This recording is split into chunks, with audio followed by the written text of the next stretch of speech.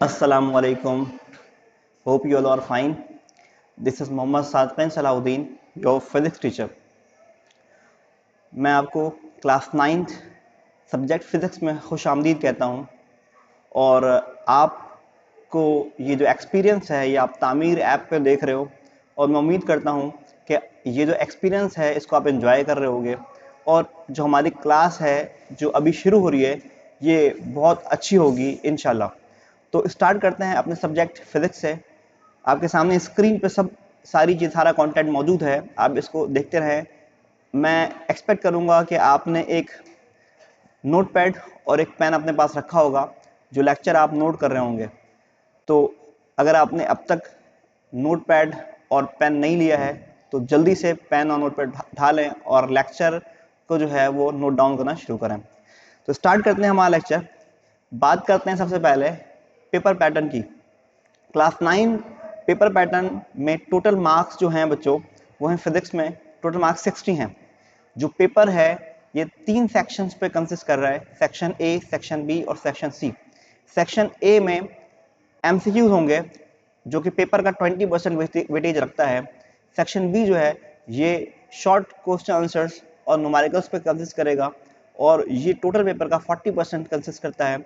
और section C जो है ये डिस्क्रिप्टिव क्वेश्चन आंसर पर कंसिस्ट करेगा और ये भी टोटल पेपर का 40% जो है वो वेटेज रखता है। स्टार्ट करते हैं सेक्शन ए से। तो सेक्शन ए में बच्चों आपके पास एमसीक्यूज होंगे टोटल 12। हर एमसीक्यूज 1 मार्क्स का होगा, तो इस तरह ये दो सेक्शन है 12 मार्क्स का होगा। सेक्शन बी जो है शॉर्ट क्वेश्चन आंसर्स और न्यूमेरिकल्स, ये आपको गिवन दिए जाएंगे टोटल 12 और आपको अटेम्प्ट करने हैं 8। हर क्वेश्चन 3 मार्क्स का है तो 8 3 ज़ा 24, ये सेक्शन 24 मार्क्स का होगा सेक्शन बी। सेक्शन सी में आपके पास गिवन होंगे 6 क्वेश्चंस और आपको अटेम्प्ट करने होंगे 4। तो हर क्वेश्चन जो है वो 6 मार्क्स का है तो 4 6 ज़ा 24 मार्क्स।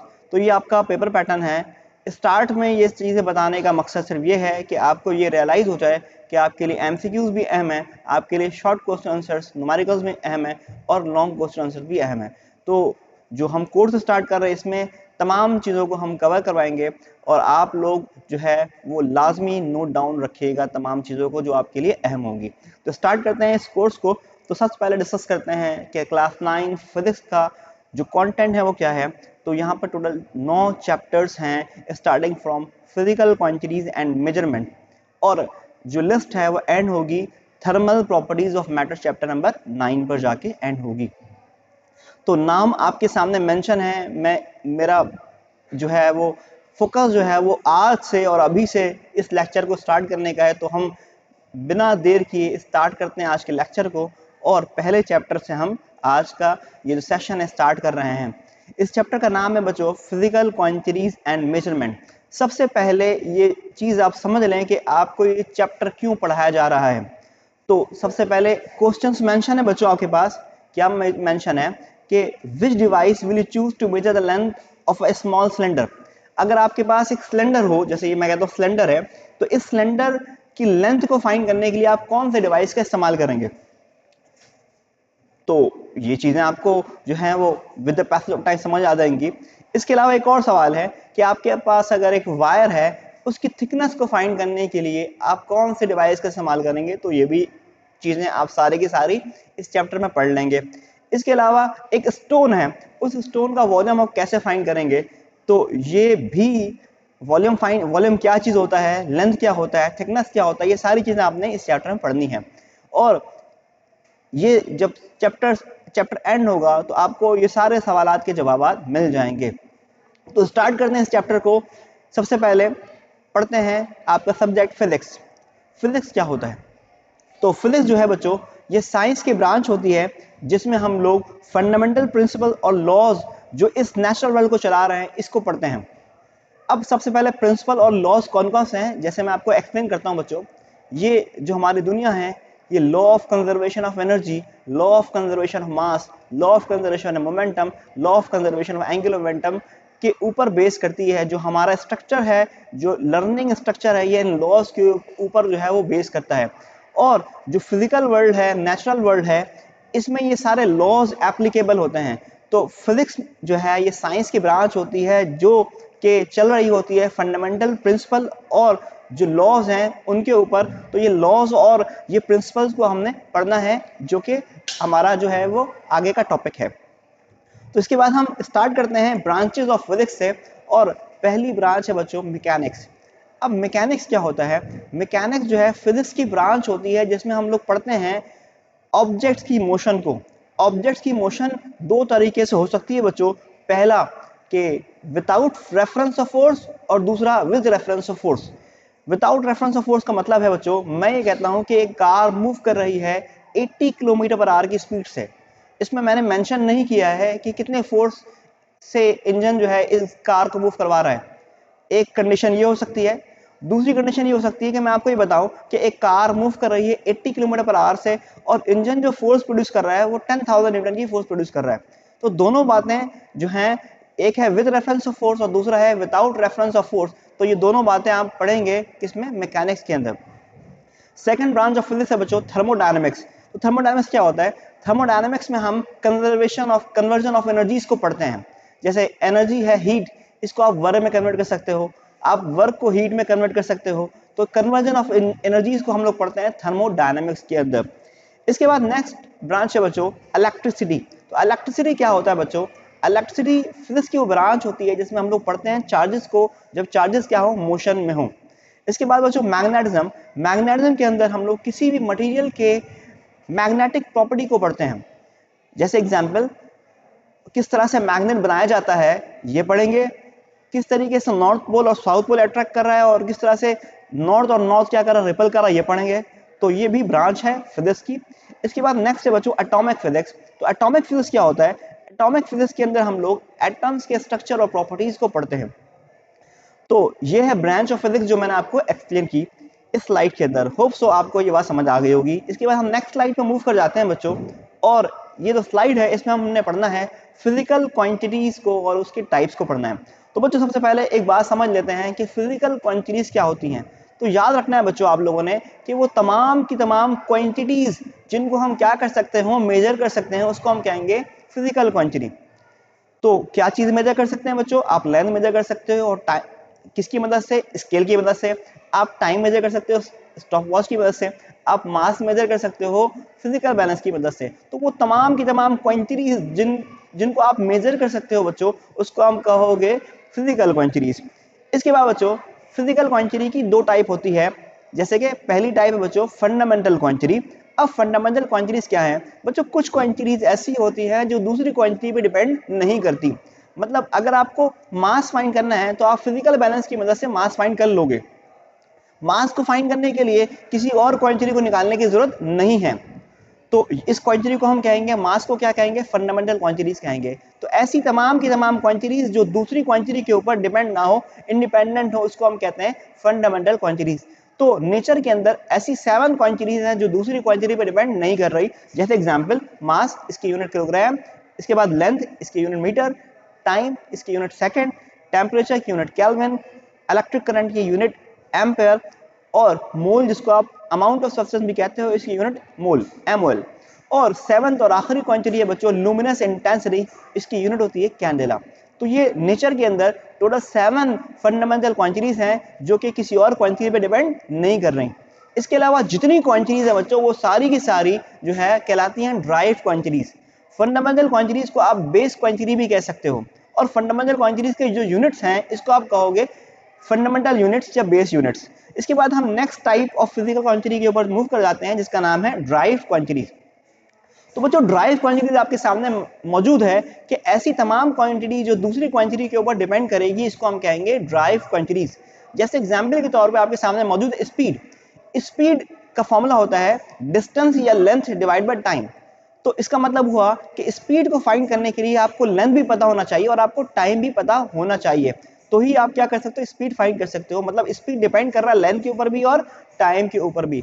और स्पीड की जो यूनिट होगी बच्चों वो लेंथ की यूनिट मीटर हो जाएगी। जैसे मैं आपको एक्सप्लेन करके बताता हूँ बच्चों यहाँ पे कि स्पीड जो है बच्चों, अगर मुझे इसकी यूनिट फाइंड करनी है, स्पीड की अगर मुझे यूनिट फाइंड करनी है तो बच्चों कैसे फाइंड करूंगा? मुझे पता है डिस्टेंस या लेंथ की यूनिट क्या होती है बच्चों? मीटर होती है। और डिवाइड में टाइम मौजूद है तो टाइम की यूनिट क्या होती है? सेकंड। तो स्पीड की यूनिट क्या होगा, मीटर पर सेकंड। तो स्पीड जो है ये क्योंकि ड्राइव क्वांटिटी है तो स्पीड की जो यूनिट होगी इसको कहेंगे ड्राइव यूनिट। तो फंडामेंटल क्वांटिटीज की यूनिट फंडामेंटल यूनिट या बेस यूनिट, और ड्राइव क्वांटिटीज की जो यूनिट है इसको हम कहते हैं ड्राइव यूनिट कहते हैं। होप सो ये स्लाइड जो है आपको समझ आ गया होगा। इसके बाद हम मूव करते हैं बच्चों नेक्स्ट स्लाइड के ऊपर, जो है standard of length. Standard of length metre. तो ये क्या होता है बच्चों, इस बात को समझ लीजिए कि 1 मीटर कितना होता है, किसी ने क्या किया, इसको स्टैंडर्ड बनाया, मतलब हम आने वालों के लिए एक रेफरेंस बना दिया कि सब ने इस दुनिया में आने वाले तमाम लोगों ने मीटर को इतना ही मानना है, इससे ज्यादा भी नहीं कर सकते, इससे कम भी नहीं कर सकते। तो ये स्टैंडर्ड बनाया गया लेंथ का, जिसको आपने कहा स्टैंडर्ड ऑफ लेंथ, क्या बोला, मीटर कहा। ठीक है, अब इसको समझाने के लिए बच्चों मैं आपको एक एग्जाम्पल देता हूं कि एक रॉड को International Bureau of Weight and Measure के अंदर रख दिया गया। एक रॉड को जो कि प्लैटिनम और इरिडियम से मिलके बना था, एक रॉड प्लैटिनम और इरिडियम से मिलके बना था, और इसको International Bureau of Weight and Measurement के अंदर रख दिया गया, और इसके अंदर 2 पॉइंट्स को मार्क कर दिया गया। लेट सपोज एक पॉइंट का नाम दे दिया गया ए, एक का नाम दे दिया गया बी, और कहा गया ए और बी के दरमियान का जो फासला है वो क्या है, 1 मीटर है। ये है स्टैंडर्ड ऑफ लेंथ।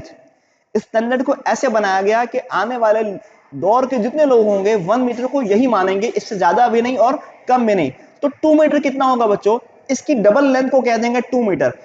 अगर कहेंगे 5 मीटर कितना है, तो मतलब इस लेंथ के 5 गुना ज्यादा लेंथ को हम कहेंगे 5 मीटर। तो उसके बाद जितनी मेजरमेंट होगी कंपैरिजन में होगी। इस स्टैंडर्ड ऑफ लेंथ मीटर की क्या होगी बच्चों, कंपैरिजन में आने वाले तमाम लोग मेजरमेंट कर रहे होंगे लेंथ की। इसके अलावा एक और डेफिनेशन आपके सामने मौजूद है, जो कि लाइट की स्पीड के मुताबिक बनाया गया, और कहा गया लाइट 1/2৯ है। जैसे मैं कहता हूं टाइम, इसको मैं कहता हूं क्या है बच्चों, ये टाइम है, कि जैसे टाइम की वैल्यू है कितनी, 1/2299792,458 सेकेंड, ये टाइम है। मैं कहता हूं बच्चों लाइट इतने टाइम में जो मेंशन है, इस टाइम में लाइट जो फासला तय करेगी वो कितना होगा बच्चों, 1 मीटर होगा। ये डेफिनेशन जो है ये ड्राइव की गई सिर्फ समझाने के लिए बच्चों को कि लाइट 1/299792458 सेकंड में जो फासला तय करेगी उसको हम क्या कहेंगे, 1 मीटर कहेंगे। तो होप सो आपको ये बात समझ आ गई होगी कि स्टैंडर्ड ऑफ लेंथ 1 मीटर कितना होता है। हम मूव करते हैं नेक्स्ट स्लाइड के ऊपर, जो क्या है स्टैंडर्ड ऑफ मास किलोग्राम। अब बच्चों स्टैंडर्ड ऑफ मास किलोग्राम क्या होता है, जो मैंने इससे पहले डायग्राम आपको बना के दी थी प्लैटिनम इरिडियम सिलेंडर की, और मैंने कहा था ए और बी के दरमियान का जो फासला है 1 मीटर है, तो इसको स्टैंडर्ड ऐसे ही बनाया गया किलोग्राम का। कहा गया प्लैटिनम इरिडियम सिलेंडर जो रखा गया है International Bureau of Weight and Measure के अंदर, उसका जो मास है वो कितना है बच्चों, 1 kg है। क्या है बच्चों, उसका मास क्या है, 1 kg। तो लिखा हुआ है यहाँ पर मौजूद है, आपके पास डेफिनेशन मौजूद है कि स्टैंडर्ड ऑफ मास 1 किलोग्राम बराबर होता है किसके, उस मास के जो कि रखा गया है International Bureau of Weight and Measure के अंदर। इसके बाद बच्चों हम लोग नेक्स्ट स्लाइड के ऊपर मूव कर जाते हैं, और इसके बाद पढ़ते हैं स्टैंडर्ड ऑफ टाइम सेकंड क्या होता है, मतलब 1 सेकंड किसके बराबर है। बच्चों याद रखिएगा तमाम के तमाम मॉलिक्यूल्स क्या करते हैं, वाइब्रेट करते हैं, और उनकी वाइब्रेशन की स्पीड बहुत तेज होती है, बहुत तेज हाई फ्रीक्वेंसी से वो मॉलिक्यूल्स क्या करते हैं, वाइब्रेट करते हैं।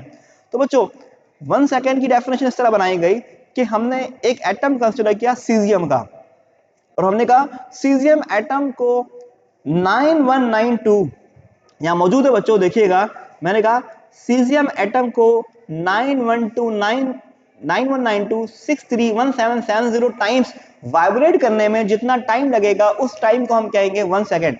फिर मैं रिपीट कर रहा हूं, सीजियम 133 एटम को 9192631770 टाइम्स वाइब्रेट करने में जो टाइम लगेगा उस टाइम को हम क्या कहेंगे, हम कहेंगे 1 सेकंड कहेंगे। तो होप सो आपको ये स्टैंडर्ड ऑफ टाइम 1 सेकंड की डेफिनेशन भी समझ आ गई होगी। ये तो स्टैंडर्ड बनाया गया सिर्फ आसानी के लिए कि आने वाले तमाम लोग जो है 1 सेकंड को इतना ही ड्यूरेशन माने, आने वाले लोग 1 किलोग्राम को इतनी ही क्वांटिटी माने, आने वाले लोग 1 मीटर को यही क्वांटिटी माने, इसको फिक्स किया गया है, इसीलिए इसको कहा गया स्टैंडर्ड। इसके बाद साइंटिफिक नोटेशन क्या होता है इसको समझेंगे। साइंटिफिक नोटेशन का मतलब होता है बहुत बड़ी वैल्यू को या बहुत छोटी वैल्यू को आप बहुत स्मॉलर वैल्यू के अंदर शो करने की कोशिश करो। जैसे यहाँ मेंशन है, साइंटिफिक नोटेशन और the standard form is a simple method of writing very large number और वेरी स्मॉल नंबर। ये एक सिंपल मेथड है लिखने का एक बहुत बड़े नंबर को या बहुत छोटे नंबर को। इस मेथड में क्या होता है, आप लिखते हो वैल्यूज को पावर ऑफ 10 के अंदर, और क्या होता है, बहुत बड़ी वैल्यू को और बहुत छोटी वैल्यू को पढ़ना बहुत आसान हो जाता है। जैसे एग्जांपल मैं कहता हूं, लाइट की जो स्पीड है, मैं कहता हूं बच्चों, जो लाइट की स्पीड है वो है 3,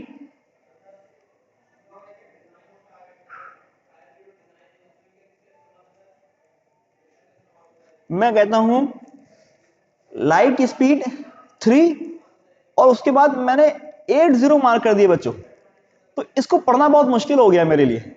मैं किसी को एक्सप्लेन करूंगा, ऐसे करूंगा 3 0 0 0 0 0 0, तो ये बहुत मुश्किल काम है इसको एक्सप्लेन करना। तो इसको आसान तरीके से लिखने के को कहते हैं हम लोग साइंटिफिक नोटेशन, जिसको मैं इस तरीके से इन द पावर ऑफ 10 लिख दूंगा, 3 एक्सपोनेंट 8 मीटर पर सेकेंड।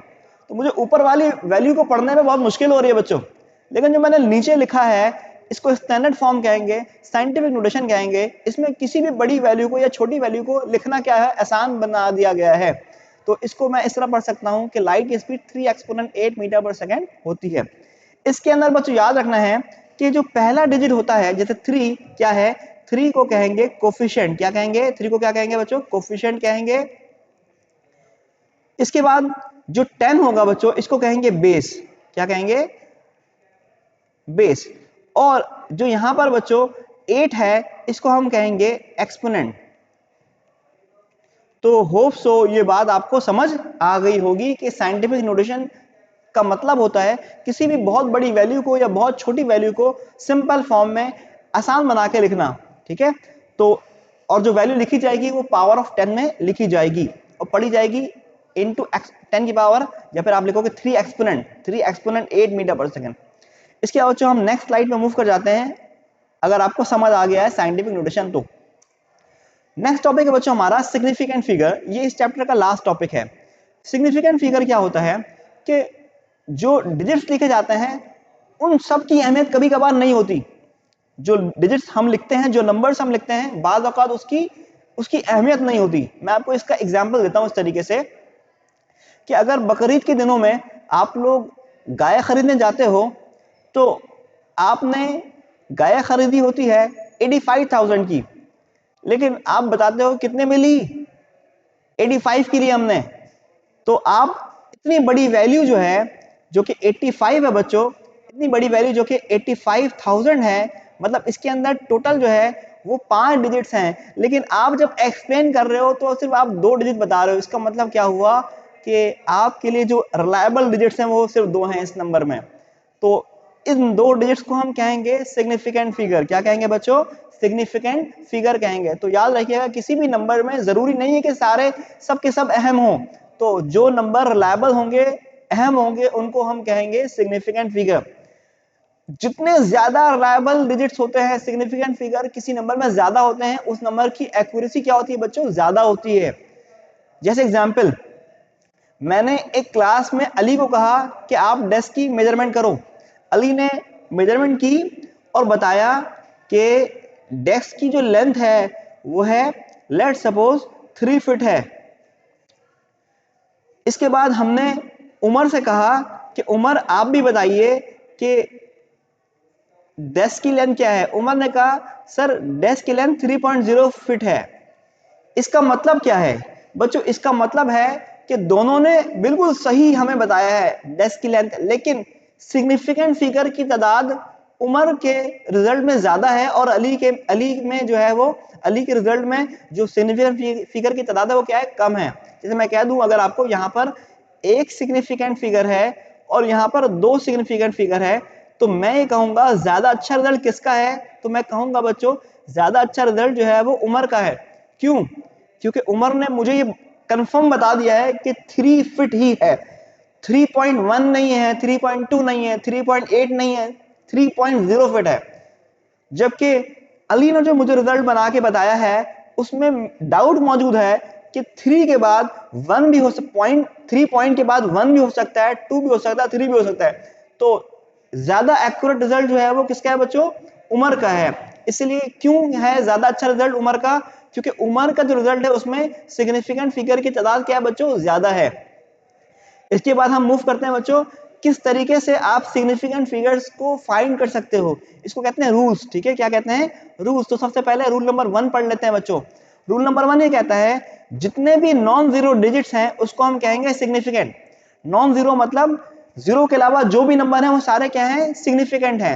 जैसे एग्जांपल आपके पास मौजूद है 2.25, यहाँ पर कोई भी जीरो नहीं है तो सारे के सारे क्या हो गए? सिग्निफिकेंट हो गए। तो कितने सिग्निफिकेंट फिगर है बच्चों? यहाँ पर 3 है। इसके बाद नेक्स्ट रूल है लीडिंग जीरोस सिग्निफिकेंट नहीं होते। जैसे एग्जांपल यहां पर इस नंबर 3 को ये सारे जीरो क्या कर रहे हैं? लीड कर रहे हैं। ये सारे जीरो क्या कर रहे हैं?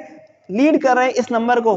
तो लीडिंग जीरो सिग्निफिकेंट नहीं होते। तो सिग्निफिकेंट फिगर कितने हो गए? 2 हो गए, 3 और 4। तो याद रखना है किसी भी नंबर में जितने नंबर शुरू में होंगे, लीडिंग होंगे, वो कभी भी सिग्निफिकेंट नहीं होंगे। इसके बाद लिखा है बच्चों ट्रेलिंग जीरो सिग्निफिकेंट होगा। ट्रेलिंग मतलब बाद में आने वाला जीरो क्या होगा? सिग्निफिकेंट होगा। लेकिन याद रखिएगा उससे पहले डेसिमल पॉइंट होना जरूरी है।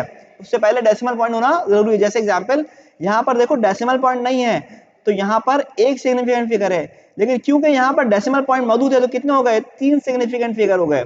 और यहां पर भी डेसिमल पॉइंट मौजूद, तो यहां भी कितना हो गया? 3 सिग्निफिकेंट फिगर हो गए। तो याद रखिएगा बाद में आने वाले जीरो सिग्निफिकेंट होते हैं अगर डेसिमल पॉइंट आगे या पीछे क्या है? मेंशन है। इसके बाद बच्चों हम 4th पॉइंट पढ़ते हैं। ट्रैप जीरो जो होते हैं वो सिग्निफिकेंट होते हैं। ट्रैप का मतलब दो नॉन जीरो डिजिट के दरम्यान में अगर जीरो आ गया तो वो ट्रैप हुआ हुआ जीरो है, तो वो भी क्या होगा? सिग्निफिकेंट होगा। जैसे एग्जांपल ये शुरू के 3 जो जीरो हैं ये लीडिंग जीरो है तो ये सिग्निफिकेंट नहीं है, जबकि ये जीरो ट्रैप है तो ये सिग्निफिकेंट हो गया। और ये नॉन जीरो है, ये भी नॉन जीरो है, तो कितने सिग्निफिकेंट फिगर हो गए बच्चों? यहाँ पर 3 सिग्निफिकेंट फिगर हो गए। तो यहाँ पर बच्चों देखिएगा नेक्स्ट एग्जांपल 2045, तो ये भी नॉन जीरो है, सिग्निफिकेंट है, ये भी नॉन जीरो है, सिग्निफिकेंट है, ये भी नॉन जीरो है, सिग्निफिकेंट है, और ये जीरो जो है वो क्या है? ट्रैप हुआ हुआ है, तो ये भी सिग्निफिकेंट हो गया। तो यहाँ पर कितने सिग्निफिकेंट फिगर है बच्चों? 4 सिग्निफिकेंट फिगर है। तो आज की इस क्लास में हमने चैप्टर नंबर 1 को कंप्लीट कर लिया है। आप लोग अच्छी से तैयारी कर लीजिएगा इस चैप्टर की। इंशाल्लाह मिलते हैं नेक्स्ट चैप्टर की वीडियोस में। तब तक आपने बहुत ख्याल रखना है। अल्लाह हाफिज।